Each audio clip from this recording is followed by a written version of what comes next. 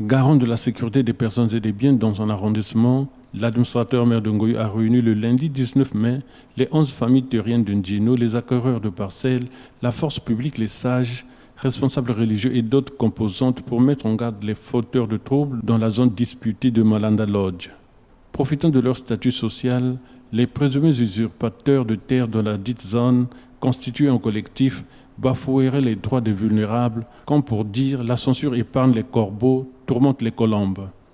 Zone à intenses activités économiques, Ndjino, une mine d'or qui attire depuis un certain moment plusieurs personnes, ne pourrait être un foyer de tension, a martelé l'administrateur maire de Ngoyo. Nous ne devons pas permettre que des tensions locales viennent perturber l'ordre public dans un quartier aussi vital que celui de Ndjino. Je le dis avec fermeté, tout citoyen a le devoir de se conformer à l'autorité de l'État, aux lois et règlements de la République.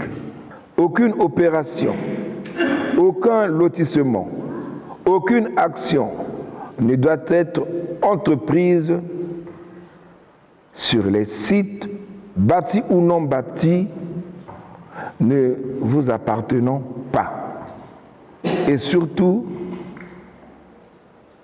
dans le strict respect des droits et des libertés de tout un chacun.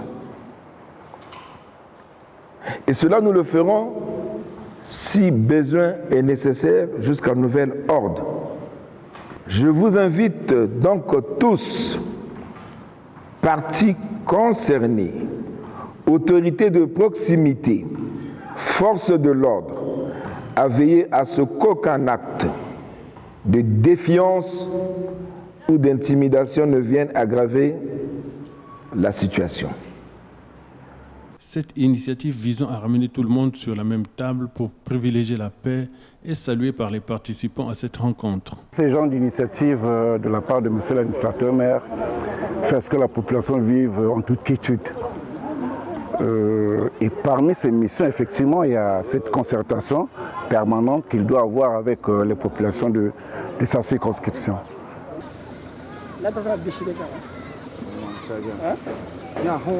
Pour maintenir la quiétude dans les quartiers populeux du 6e arrondissement de Pointe-Noire.